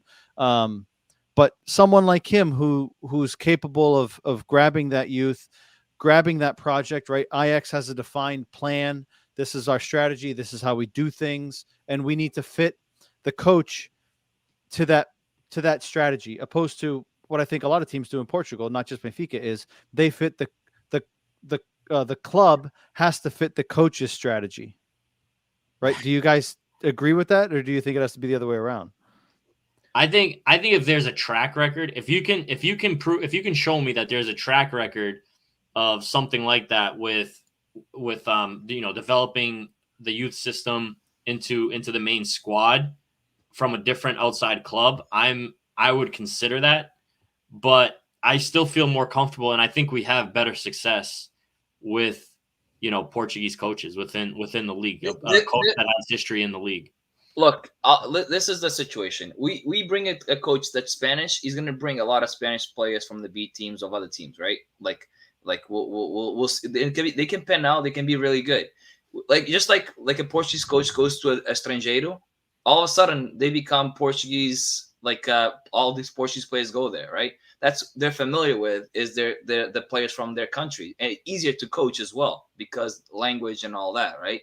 So I to me it has to be a coach from like that knows the culture in Portugal, that knows the language, and can easily like integrate players from the youth team. I think that's our best way to succeed. Well, time will tell. What's your what? I don't even know. Did you even mention what your potential managers would be? My manager, my preference was Gallardo, but I said that when Rui Costa won the election. I said that from when we got JJ. I think he would be a really good option for a team to take on in Europe. It sounds from the rumors, and I believe it may already be in contract, but I saw that Ten Hag is going somewhere at the end of the season, and Gallardo is their choice to replace him. Whether that's true or not, I don't know, but he would be my preference. If I had to pick a Portuguese coach, they're going to be completely honest with you, there isn't one that jumps out to me. I know people have mentioned Renato Paiva, right? He knows the insides. Leonardo Jardim is not one that would be fitting to you? I liked him before. The only reason I don't like him now is because he's in Saudi Arabia. He's in a league that's not as competitive. It's a completely different level of soccer, right? JJ was there, right? And then he went to Brazil. And even in Brazil, he didn't play like attractive football, right? But he won everything, right? And then he came here. They played the best soccer that Flamengo's ever played. because they won, right? When you win, it's easier to say you played well, right? As long at the end of the day, right? When you look back in the performance, you look at the scoreboard, right? We won. Fuck yeah, we won, right? They won everything, right? Flamengo hadn't won shit in a long time. But I don't know. I there isn't a Portuguese coach that jumps out to me. If I had to, go ahead. No, go ahead. Finish. You can. If I had to put my finger on one, and I know that he's been one that people have said no, is Abel Ferreira, and strictly for the reason of he reminds me a lot of Sérgio Conceição in the aspect of he brings that fire into the team. Like you see his pre-match conversations in the locker room, like he just brings that fire that I feel like Sérgio Conceição does, right? Like regardless of the tactics, regardless if we can kick a fucking ball, these guys are going to run through that goalpost every single time, right? And I think that's one of the biggest things that Benfica is lacking for years, regardless of how good we play, regardless of the formation, regardless of the strategy. Benfica, I don't know if it's just in our DNA. We go by players that are more finesse guys, right? That are, tiki-taka, soft players, right? Yeah. And Porto has this fucking mentality of like every guy they buy is a machine, right? Like they could be not very good technically, but they are just going to agitate the shit out of you. They're going to, nip at your ankles. They're going to run through walls. And a lot of times that's what it takes to cause mistakes, to unsettle the opponent, right? We've said it before. Benfica, I feel like, goes into the Dragão scared, right? There's a reason for that, right? So I feel like there needs to be a reset here in terms of what we do. You said coach Estrangeiro. Other than Trapattoni is probably the last coach that we won with. In the last 21 years in the Portuguese league, 3 Estrangeiros have won the league. Trapattoni, Coadrians, and I believe Laszlo Bononi in 2000. And Coadrians won with the Hulks and the James Rodrigues and Lucho Gonçalves, which is Boloni won with João Pinto and them. It's almost at that time the Juventus was running the whole league. Any coach could have won with them, and so is the PSG in France, right? Yeah, it's weird. So I in Trapattoni it was like probably the lowest points ever in history that you won a campeonato with, right? Like, yeah, and it's not common that. Right, in 21 years, 3 international coaches win the Portuguese league, right? That's not a good number for international coaches, but there's got to be a point where that's going to change, right? Like eventually that pattern is going to be reverted. When it is, I don't know, right? But I think we can't go off the mindset of, right, only 3 have won in the last 21 years. So we need to stick with I think we need to start to think outside the box, right? What are our options? What is our project? What is our plan? And who can fit our project and our vision, and not who can we go get that we then have to adjust to and flip the team upside down, right? Because then when a new coach comes in, you implement new ideas, right? If the club has a strategy and a plan, right, regardless of who the coach is, your coach has to fit that mold, right? Whereas when you just get a coach and you have to fit what the coach wants, right, that's when there's a huge revolving door. Players come, players go. You don't know what to expect, right? If there's a consistency there, right, starting from the top, the A team plays a certain formation. The B team plays a certain formation. You watch Ajax youth team, you watch Bayern's youth team. It starts from the bottom up, right? They all play the same mentality, same strategy, same tactics, right? Because that's how you build that development, right? Because the players that you move up are used to that system, right? Yeah. Where if you don't have consistency there, right, you could be great in the B team. Then you go to the A team and you're like, fuck, now it's 3 center backs, right? I'm not used to playing the system. Now it's going to take me a little while to adapt, right? So you have that consistency. I think it ends up benefiting in the long term, but that takes a little while to build. So what I'm trying to understand is like, so Benfica lost Bríssimo right now to injury, right, for the whole season. Yep. Like the mentality should be, let's go get a guy from the B team, bring him up and play. I don't disagree with that. But now they're talking about going to buy a central in January because to replace Verissimo. Well, we'll see how that pans out now.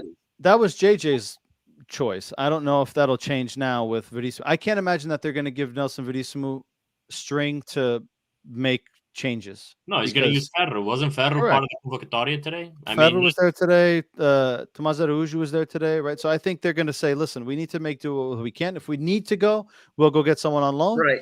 But apart from that, we need to figure out who our next manager is and what the plan is. We can't go buy more players to then ship them out. No, yeah, exactly. You got to figure out the coach first. I got 2 questions for Mike. So, and this goes back to the Pippa conversation, because I think you were high on him last year, if I'm not mistaken. I was. And if I'm not mistaken, he is Benfiquista. He did. He played for Benfica. So is what has changed on your end for him? And then to your point about developing, getting a coach. Actually, I don't know if it was to your point, but I feel like the new coach, and there's a change in how managers and coaches interact with the players now, right? You can see it with Ruben Amorim, Klopp's. You have to be a player-friendly coach. You can't Right. the Jorge Jesus types. The Kunsei sounds it's working, but at some point, the minute they start losing, Kunsei sounds going to be the dog that's out the It door. came close last year, Right? And Years ago so against Braga. when you're winning, everything's fine. But the minute it turns, Correct. you have to be a player's coach nowadays. I think it's unfortunate because I still like the hard-nosed, old-school type coach. But I think that's where you have to kind of go is towards a young, like, player coach, a guy that's player-friendly, like a Ruben Amorim. I don't know where you're going to find that. I don't know if Pepe fits that because I think he is younger, but I don't know. Yes. But I'm just curious to hear you on that. I am a fan of Pepe. I was a fan of his last year. I think tactically he's good. I think in his presentation and how he speaks in the press conferences pre-match, he's very good. He speaks about football. You can tell he knows what the fuck he's talking about. The only thing that's put me off this year, and again, it could be because he doesn't have the resources that he would have at a club like Benfica. That could be the case. Yeah. But for me, like, I watch a lot of the Portuguese league, and I told myself that I probably shouldn't because emotionally I'm way too invested in this, and it just pisses me off. But right, they're 6-5-5. They're like 8th place, if I'm not mistaken. They are 8th. Yeah, 6-5-5. Right, for a team like Vitória de Guimarães or Vitória Sport Clube, right. Some consider them and Braga like the next step down, right? That next tier, right? And I would expect him to do a little bit more. And he has a pretty decent team there. And to be fair, they play some pretty good football, right? We saw them against us in the Taça da Liga. I've watched them against Sporting. I've watched them against Porto. And they play high intensity, high pressure. They move the ball well. But how things have panned out for him this year kind of puts me off. Like, is he really ready for that next step, right? We'll never know until they take that step, right? Anyone, right? You don't know if you're going to be ready until you take that step. There's just a huge drop-off between a Benfica Porto Sporting and a Braga and a Vitória Sport Clube. That's just the reality of it. Could he be, from a mindset perspective? I agree with you. I think he's Portuguese, he's young, he's hungry, right? I want to win titles, opposed to if you get an older guy who's won it, right? Maybe comes with that arrogance, right? So having someone that has that fire, who hasn't won anything and wants to prove themselves, I think is an advantage. Is he ready for the pressures that come with, right, coaching a team like Benfica, right? Especially like if you come in and take over a team that's won the title, I think it lessens the pressure a little bit more, right? Because things are going well, right? Rui Vitória is one example of that, right? He came in and replaced JJ. And a lot of people say that his early success was because of the foundation that JJ put in place, right? Mm-hmm. And then it started to tail off. If he comes in a situation where, we have a disastrous season this year and he comes in next summer, does that put a little bit more pressure on him, right? To be better than what we did this year? Maybe, but maybe that motivates him more, right? So if we chose someone like Pepe, would I be upset? Probably not, right? Would he be my first choice? No, right? Yeah, but I would, but it wouldn't. I wouldn't be upset about it. You're choosing Gallardo, right? Over Pepe Pepe is basically, you want a name instead of somebody that has a higher risk, right? Like But I think Gallardo is a high risk or low risk, high reward, right? Because he's a guy that's won it. He's got experience of a winning mentality, right? He's won it in South America. He's a coach that taking that jump to Europe, right? That gives him that extra motivation, right? I'm finally in Europe. Here's my chance, right? In a team, I'm not at a team like a Real Madrid or a Barcelona or a PSG, right? Where I got shit tons of money and people expect to win now, right? And obviously he's going to be expected to win now at Benfica, but it's not the pressures that he would face, with a massive club in Europe. But that's a Gallardo's a coach that you want not mid-season, obviously. So you want mid-season. Because I agree. He come from. I don't think anyone. Who do you think is going to take over mid-season now? I mean, I don't think many coaches will. Look at this. Look at when. I think Pepe would take it. When did Ruben Amorim take over Sporting? When Ruben Amorim take over Sporting? Was it in January? Yeah, but they weren't in anything. I know, but so Benfica basically Benfica right now still got Champions League. They still got Champions League. Like, what's the difference? Yeah, but there's not much expectation in Champions League. And there isn't expectations in the sense of we're not expected to win it, but we got a favorable draw in the sense of we could have had much worse, right? I think the draw that we have, there's an expectation that we should be able to compete, right? Whether we make it or not. That's another topic to have. Wait, other than Verissimo being in the B team, right? What is the big difference between Verissimo and Pepe? Probably knows more, just as much about Benfica, the A team, than he's got first division experience. Yeah. So Pepe coming in and coaching instead of Verissimo, it'd probably be the same thing. I think in result wise. And I don't disagree. And I think the other piece here, and quickly to wrap up, is Gallardo. I'm still a believer that Benfica needs someone with a firm and a reputation that's going to buy the players in, right? JJ has the reputation, but he's just an asshole, right? I think someone like Gallardo could be that guy. I think Pepe seems like a guy that he gets along well in the locker room with the players. They seem to have a good relationship with him, but that could also play in a disadvantage, right? Bruno Lage was a very nice and favorable guy, right? And it ended up unraveling for him. So sometimes being able to separate I'm the manager and I'm the manager, I'm your friend. There's a tightrope there. I think that's the new age of managerial style. And it could be. I 100% think that's how it is. And like you said, I've heard Pip. I've seen a few games. I agree he's not having a great season, but I like his demeanor. I think he would. I think he would have some success. I think he would take over the locker room. I think that's my opinion, right? I think he could get the team on his side and probably get a little bit more out of the players. But like Oscar said, I mean, Verissimo could do the same exact thing, but I think Pepe has more experience. Clearly, he has more experience. So. Fair. Carlos says, na minha opinião, se a direção não quer que na próxima época seja Verissimo o treinador, acho que o próximo treinador deveria vir já para começar a preparar a próxima época. Yeah, that's what I think too. I agree. But I wouldn't be surprised if he's preparing in the background and not actually coaching, unless shit really goes south. Yeah, well, I think no one's going to be prepared, because if Verissimo then has a really good turnaround, then they're gonna have to keep him just like they kept Lage, and then the new guy is out. They should have an agreement already with Verissimo. This is what the plan is. Like, not be transparent. I think Rui Costa has shown that he's very transparent, right? He's not a guy that goes and I think last year when Jesus was hired, we had a B team come. The B team coach came in, and then he didn't want to go back to the B team, so he left. Right? Am I making this up?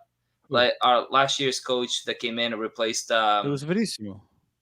And then he went back to the B team. I thought he left to go coach somewhere else. No, Verissimo went to the B team. All right. And then Renato Paiva left and went to Ecuador. All right. So I don't know. I know Paiva ran a few of our games too. No, he never coached the A team. He was always on the B team and the youth. All right. But I really think that we should have it be transparent with the coaches and going forward. Like right now, we can't rush into a decision. Like bring a coach in just to bring a coach in. I think it should be planned out. It should be a best case scenario coach, and to come in and prepare a team for the future. It can't be like let's get somebody now because it's not fair to Verissimo to coach for a few months and then get rid of him. And no. It has to be planned out really well for the next few months and if you're gonna bring somebody in that's like worth bringing in. I completely agree. Quickly to wrap up, who was your MVP? This game? Yep. Oh God. Gilberto for fucking sticking it to Otavio. God. No, I really thought, and there's a few plays that it was like iffy, but I really thought Morato showed some personality in that center back, and I actually liked Vertonghen too. But Morato impressed me a little bit. He wasn't scared to play against Porto. I agree. He felt confident on the ball too. Sometimes too confident. Too confident, yeah. Yeah. I would agree. I think Morato, I thought him and Vertonghen playing in a back four. I don't know if they've played in a back four together before. I thought did pretty well. But now time will tell. We'll see who's going to be the regulars there. Quickly to wrap up, I wanted to thank everyone in the chat. We had almost 200 comments, which is great. We had almost 1,000 live views, which is great. There was a lot of new names. Muito obrigado à malta que esteve no chat, que esteve a acompanhar e a comentar em português. Obrigado. Wanted to say thank you to everyone. This is the last English podcast of the year. Over the last year, our posts have reached nearly 1 million people across the internet. We're almost at 19,000 followers on Facebook. Between all of our platforms, we're close to 20,000. We had almost 200,000 views of our podcast across all platforms in 2021. So it's been, to think that we didn't win any titles and we've achieved those numbers, I think is quite impressive. Hopefully when things start turning a little bit more positive, those numbers will grow. But want to thank everyone for the support, for following us, for liking what we do, whether you agree or disagree with what we say. But everyone's entitled to an opinion here. And as you can see, between the three of us, we don't always agree, but we're always here for the following week to bang heads again. So, gentlemen, for you guys, thank you once again for joining. It's been a frustrating year, ups and downs. Let's hope that 2022 is a little bit more positive for us and we can get Paul to shut up and not bother us anymore. And Jay as well. Abraço Agripino, sei que é tarde aí, próspero ano para ti. Thank you to everyone. Have a happy new year, safe new year. And we will catch you guys on the other side. Cheers. Happy New Year, guys. Cheers. Cheers.